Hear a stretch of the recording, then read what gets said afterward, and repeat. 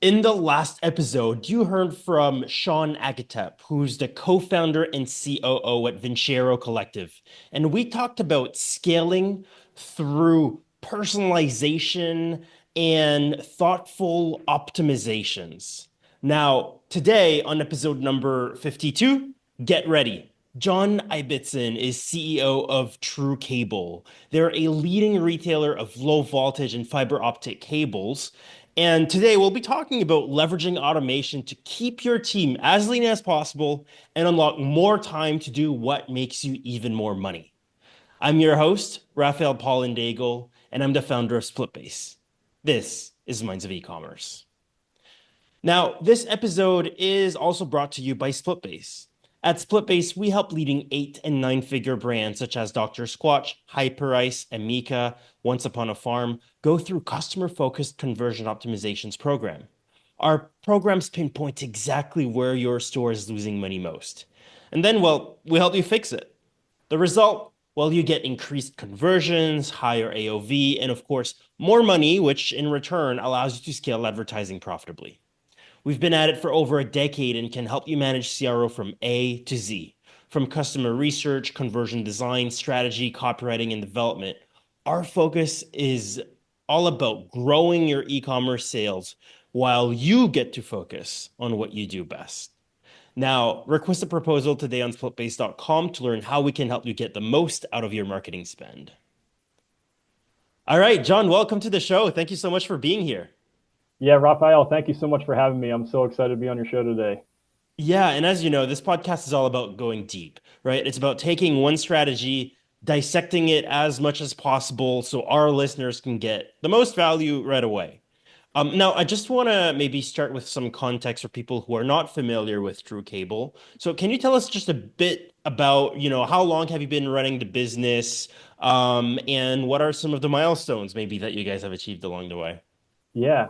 So we started. We're on year 10 actually this year, and what started as just a Ethernet cable manufacturer, we quickly realized that we have an opportunity to be an end-to-end solution, right? So we recognize the box of Ethernet might as well be a box of rope if you don't have the connecting hardware to pair with it. So through many years of working with customer feedback and recognizing opportunity within our industry, we've developed and we continue to develop an end-to-end solution so that our customers in the low voltage and fiber optic space can come to us for a reliable product backed with customer support, technical support, and have that one-stop shop for all things Amazing. low voltage And and I fiber.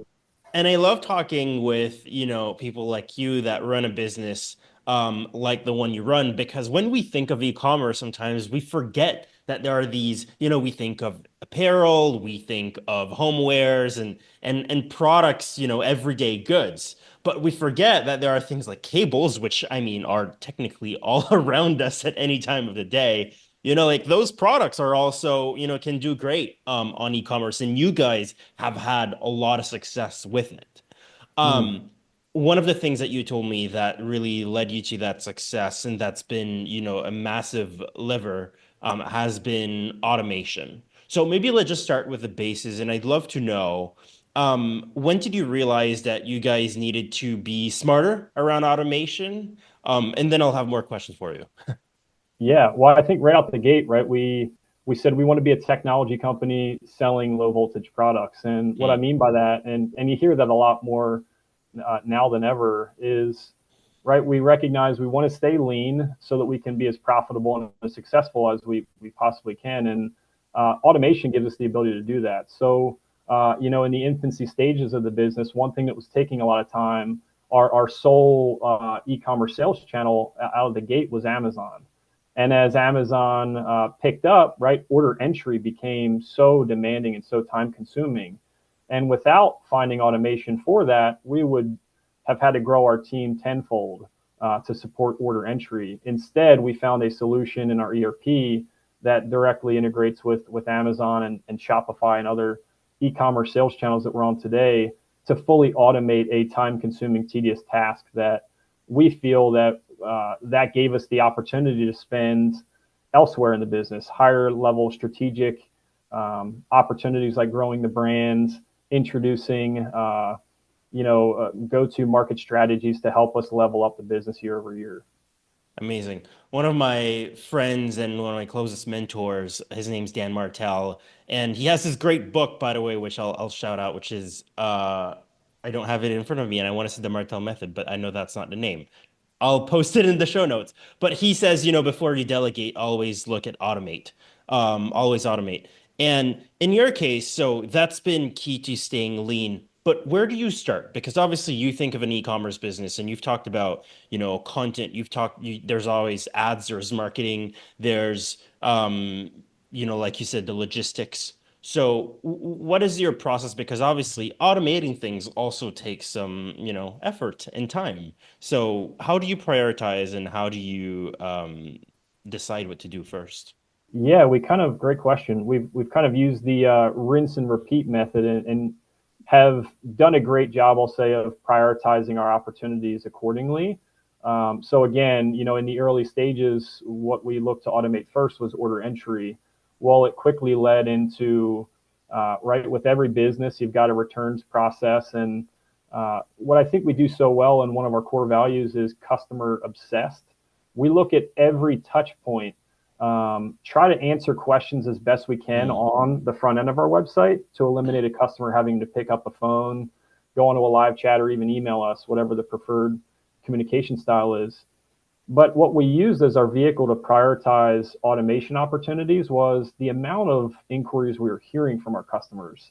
If we heard something repetitively, we knew we had to focus there to to make that process easier for our customer, but also it makes life easier on our internal team as well. It goes both ways. We want to make the experience world class for our customers, but also here for our team at trueCABLE. I love there's a couple of things you said that I thought was really interesting. One, addressing everything in the front end helps prevent, getting too many questions, and then it reduces kind of all types of inquiries. What are some of the things that you guys are doing, to really increase that customer experience and reduce, maybe those inquiries over time? Yeah, another great question. So another thing, right? I said earlier, we want to be a technology business that just so happens to sell low voltage wire. We recognize that the content is king, queen, and everything in between. And with us going to market with a more technical product than most e-commerce businesses, how do you portray? How do you educate? How do you debunk some of the wrong information being shared within our industry? And right out the gates, we recognize an opportunity to go to market with a content strategy, bringing fresh content about our products, about our industry to the market every single week. And while we're certainly here to make money, it's just as important to us to educate our customers that don't know how to use our products or might need a refresher on how our products should be used as a solution. So we have our Cable Academy, which has it's now a few hundred blogs, and we've accompanied most of them with videos now to take it to the next level. But content has been a tremendous vehicle for us to build customer loyalty, prove to our customers that, again, we're not just here to sell products, we're here to offer support for those who don't know how to use our products. Did that content marketing strategy start as an SEO strategy, or was it truly just to educate the customer? What came first? Yeah, gosh, I wish I could say it was more customer related. I think it 75% SEO, 25% customer, but it's quickly flipped to really focusing on the customer.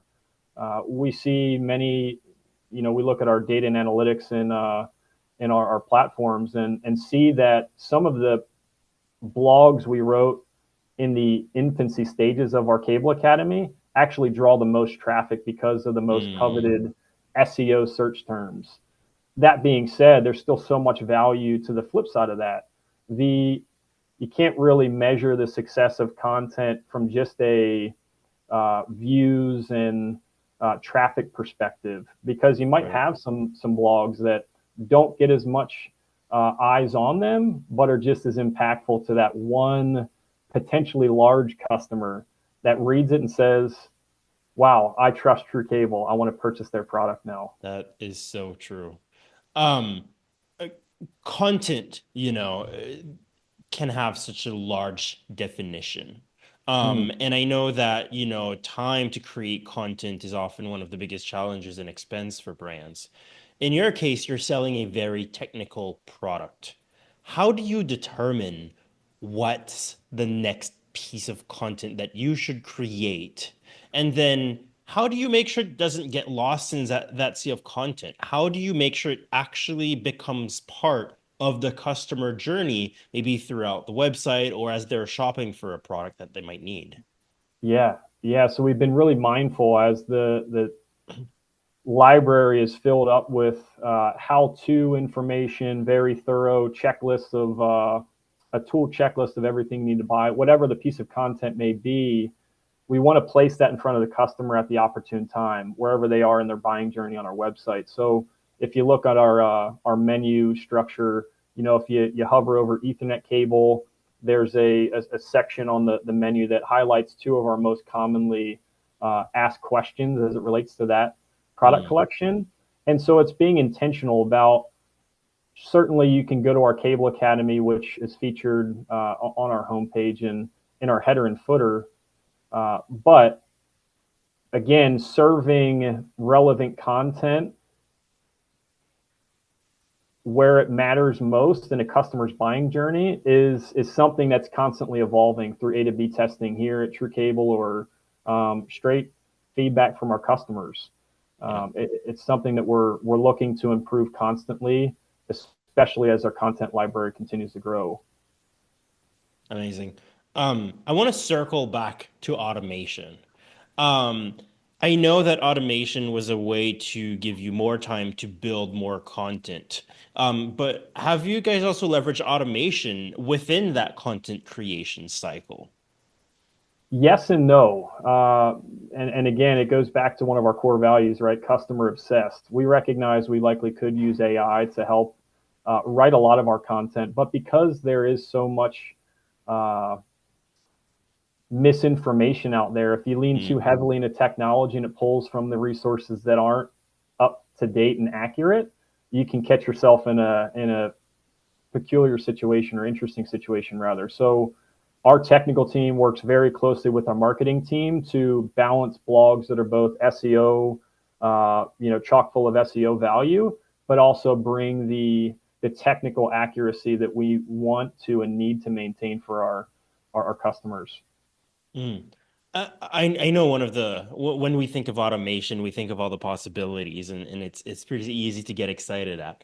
But I think there's also probably a lot of pitfalls in what you just mentioned. For example, automating content would come at the cost of authenticity Mm. and potentially accuracy. If we look at other areas in the business, you've successfully implemented implementation in some areas. Is there anywhere where you actually backtracked on automation? Yeah, yeah, great question. I think we've tried to use it inside our live chat. Just how do we Mm. support a lean customer success team or even our technical support team to see if we can uh, provide real time answers without having to leverage a real person to do so. And it's come with some challenges and some bumps in the road. That being said, I think a huge compliment to our team is anytime we've kind of stumbled upon a project or a task, we leverage that as a learning lesson and apply that moving forward to succeed on the other side. So while AI didn't work within our live chat right out the gate, we're quickly shifting strategies and finding something that will support both our team internally and our customers externally. Mm. I think that's the exact spirit of experimentation, right? It's Yeah, like if you try something and it fails, fine, but let's learn from it and let's see how we can make it even better based on those learnings. yeah. I heard something once. Fail. If you want to put a meaning to fail, first attempt in learning. And I think that's so powerful because if you're not willing to fail, you'll never learn what your true potential is. Yes, I love that. Now, I'm curious. So the business, you've had the business for 10 years now. So I'm curious at this point though, when it comes to automation specifically, uh, is there anything you would do? Now you've had time to iterate and improve over time, but is there anything if you had to start that all over again, would your priorities with automation be different? Would you do anything differently when it comes to automation? Hmm, great question. It's hard to say because again, the process we've taken, it's been recognizing opportunities as they come about, and uh, I think we've done a great job of checking one automation opportunity off the list, moving on to the next that feels like it's the right thing to do, eliminating workload from our team, and uh, providing a better customer experience to our customers. So, no, I don't think that there's anything that we would backtrack and rework. If anything, we continue to look at something that was set in motion, if it's years ago or just months ago. We look at everything holistically and say, okay, that's still working, but we recognize there's an opportunity to optimize. Nothing Mm, is ever on a set it and forget it mode here at trueCABLE. yeah. Everything is always under the microscope, whether it's our people, our technology, our products. We're always looking for ways to improve so that we can bring a better experience, a better product to market, whatever may be the case. Awesome.